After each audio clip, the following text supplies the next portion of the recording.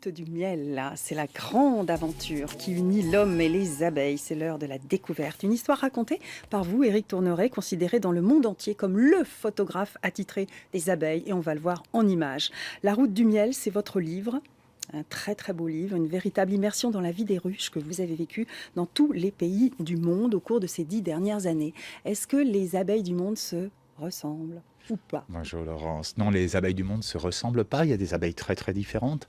Des abeilles géantes en Asie, des abeilles qui ne piquent pas dans les pays tropicaux. Et donc il y a vraiment une très grande diversité d'espèces.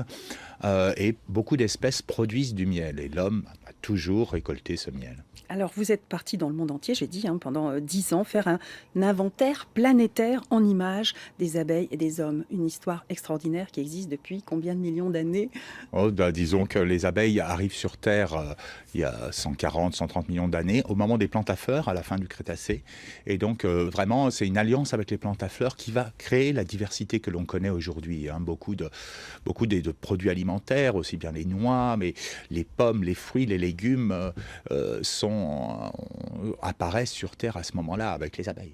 Alors, vous êtes allé dans les ruches. En fait, vous travaillez, puisqu'on est en train de feuilleter votre livre, vraiment magnifique, vous avez utilisé deux techniques. C'est-à-dire que vous allez carrément dans la ruche, où vous faites du studio, et puis du reportage. Et le livre alterne tout le temps entre ces deux sortes d'images.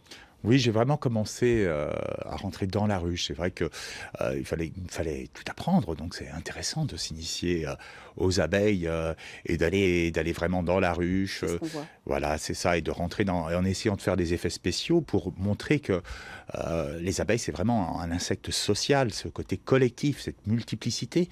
Et c'était intéressant en même temps pour rencontrer les apiculteurs, pour mieux comprendre en fin de compte ce métier ancestral. Et après, c'est vrai que je suis parti à l'international pour montrer la diversité aussi de cette relation dans le monde. Alors, justement, la ruche. Vous dites que la ruche, elle est constituée par différentes abeilles, des abeilles paresseuses, d'autres plus actives. C'est un exemple de diversité. Oui, c'est vraiment, car la reine, en fin de compte, est fécondée par une dizaine de mâles. Mm. Il y a vraiment c'est qu'un monde de demi-sœurs dans la ruche. Et il y a des lignées vraiment différentes qui ont un caractère différent. Et c'est cette diversité qui va faire que les ruches sont très adaptées et vont s'adapter à un monde en perpétuel changement. C'est vrai qu'elles arrivent à faire un monitoring du terrain qui est assez extraordinaire dans leur butinage. Elles arrivent en temps réel à savoir exactement où il y a du nectar, et c'est assez magnifique. Alors justement, c'est un super organisme. L'abeille est très très intelligente. Elle passionne les scientifiques et vous avez travaillé avec eux. Oui, tout à fait. J'avais envie d'apporter.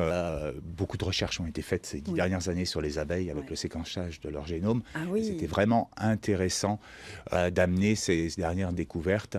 C'est vrai qu'il y a des scientifiques qui travaillent sur le cerveau de l'abeille, et c'est passionnant de pouvoir transmettre ça au grand public. Ouais. Elle a une grande mémoire, l'abeille. Oui, elle a une grande mémoire. Une seule expérience lui suffit pour mettre en place une mémoire sur un goût, par exemple. Tout à fait. C'est le premier médicament des hommes. Également, c'est le On parle du miel, là. premier médicament, Oui. c'est le miel. Mais surtout, au début, le miel est utilisé pour... c'est le premier alcool des hommes, également. C'est du miel Oui. fermenté, Oui. c'est donc l'hydromel, L'hydromel. que l'on retrouve un peu partout dans le monde, qui est vraiment le premier alcool des êtres humains, qui était utilisé pour les grandes cérémonies collectives. Et on le retrouve aussi bien au fin fond de l'Amérique du Sud, en Afrique, en Russie. Cet hydromel qui est vraiment la boisson populaire par excellence. Alors vous dites que dans votre livre que les abeilles permettent de mieux comprendre le monde. Est-ce que vraiment Oui, parce vous avez qu'elles ce sentiment? sont... Oui, parce que quelque part, elles sont un intermédiaire. Elles sont un intermédiaire entre l'homme et la nature. Et vraiment, elles reflètent ce qui se passe dans la nature. Mhm. Et ça permet et mon travail, c'était vraiment de faire ce lien entre l'homme, l'environnement et les abeilles. Mhm. Et c'est un moyen de comprendre un peu. C'est pour ça aussi les abeilles, on les appelle les sentinelles de l'environnement.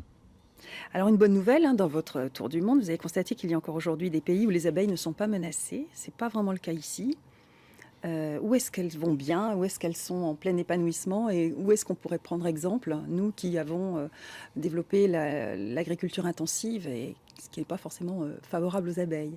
En fin de compte, elles vont bien partout où il n'y a pas d'agriculture intensive. C'est vrai. Donc, dans des coins reculés d'Afrique, Ouais. où il y a vraiment un dynamisme encore des ruches, dans des zones aussi d'agriculture de montagne. En France, par exemple, dans des zones où il y a encore une agriculture de montagne ou d'élevage à petite échelle, les abeilles se portent bien parce que tout simplement, il y a moins de produits phytosanitaires qui sont utilisés. C'est un lien direct. Et partout où, en fin de compte, la nature est encore dynamique, où il y a assez d'espèces sauvages, où il y a assez de mauvaises herbes. Oui. Alors des photos vraiment extraordinaires, photos grand format dans votre livre, on les a vues pendant que vous nous racontez cette belle histoire des abeilles, les routes du miel. Et ces photos sont exposées sur les grilles du Jardin du Luxembourg à Paris encore quelques temps, je crois. Ah, l'exposition a pris fin le Pas le 21 renseigner. janvier. C'est vrai que cette exposition a été très appréciée des Parisiens. Oui, j'imagine. Vous nous faites découvrir aussi, je ne l'ai pas dit, les différentes stratégies de récolte, parce que tout va avec. Donc les transhumances des abeilles. Vous êtes allé en Inde, en Chine, où la pollinisation se fait à la main. Oui, tout à fait.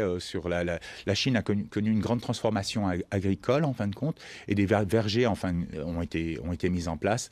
Et les Chinois sont rapidement passés à une pollinisation à la main, tout simplement car ils utilisaient beaucoup d'insecticides. Et les apiculteurs partaient de ces zones, et ils ont mis en place une technique de pollinisation à la main. Très bien. Alors, ce soir, vous êtes à Marseille, Éric Tourneret, juste avant un nouveau tour du monde, je crois. Vous partez encore...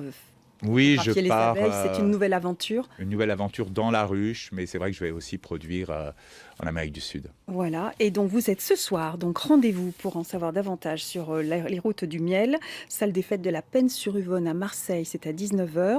C'est à la fois une projection commentée, c'est ça que vous faites ce soir? Une projection commentée, suivie d'un débat et d'une question-réponse, une rencontre avec les gens. Merci beaucoup Éric Tourneret pour ce voyage au pays des abeilles. Et tout de suite, on va parler de miel et d'abeilles à l'occasion d'une soirée qui aura lieu le jeudi 25 février à la Penne-sur-Yvonne avec celui qui est aujourd'hui internationalement reconnu comme le photographe des abeilles. C'est Éric Tourneret qui est notre invité. Bonjour. Oui, bonjour. Merci d'être avec nous sur France Bleu Provence. Alors avant de parler de votre travail, d'abord expliquez-nous comment est née cette passion pour l'apiculture. Écoutez, j'ai toujours été photographe professionnel et j'ai commencé à m'intéresser aux abeilles en 2004. Donc c'est vrai qu'à l'époque, beaucoup de ruches mouraient à cause des pesticides, le gaucho et le régent. Et donc ça m'a assez sensibilisé et j'ai décidé d'aller sur le terrain à la rencontre des apiculteurs et des abeilles. Et bon, il faut le dire, j'ai été un peu piqué. Alors, depuis, vous avez sillonné le monde avec votre appareil photo. Et on peut découvrir d'ailleurs le fruit de ces 10 années de travail dans un livre qui s'appelle Les routes du miel. Présentez-nous cet ouvrage que l'on pourra d'ailleurs découvrir à l'occasion de cette soirée à la Penne-sur-Yvonne. L'idée de cet ouvrage, c'était de faire un grand panorama de la relation des hommes et des abeilles. Une relation très très ancienne, car elle remonte au Paléolithique. Et j'ai voyagé dans une vingtaine de pays pour réaliser ce livre. Et c'était un peu essayer de trouver les plus belles histoires des hommes et des abeilles avec le miel. Alors on se rend compte évidemment qu'il y a plein de variétés différentes d'abeilles à travers le monde, et puis peut-être de manières de travailler aussi. Oui, bien sûr. C'est vrai que les pygmées en République du Congo ne travaillent pas de la même façon que les apiculteurs professionnels en Australie. Donc c'est vrai que c'était en même temps retracer l'histoire de cette relation des hommes et des abeilles au travers des pays très différents, ou alors comme au Népal aussi, où les hommes récoltent encore des nids d'abeilles géantes sur les falaises. Alors, on va parler du programme de cette soirée à la Penne-sur-Yvonne. Ce sera le jeudi 25 février à partir de 19h à l'espace de l'Yvonne. Vous serez l'invité principal de cette soirée. Donc, il sera question évidemment de votre travail. Il y aura des projections, débats, dédicaces. Racontez-nous. On va commencer par une projection parce que c'est vrai que les images valent beaucoup de mots. Ce sera une projection commentée, tout simplement pour être à l'écoute du public. Et par la suite, il y aura une série de questions-réponses pour animer tout ça. Donc c'est vrai que le je pense que les gens auront des questions à poser. Et par la suite, une dédicace, une présentation du livre et une rencontre aussi. Je suis tout à fait ouvert à toutes les questions. Et ce livre s'appelle, on le rappelle, Les Routes du Miel, un très beau livre donc qui est sorti il y a quelques semaines. C'était en septembre 2015. Et puis donc cette soirée, je le rappelle, autour des Routes du Miel, ce sera le jeudi 25 février à la Penne-sur-Yvonne, à l'espace de l'Yvonne, à partir de 19h. Merci Éric Tourneret. Je vous remercie, bonne journée. Bonne fin de journée à vous et à bientôt sur France Bleu Provence. Donc cette soirée, les Routes du Miel le 25 février à la Penne-sur-Yvonne.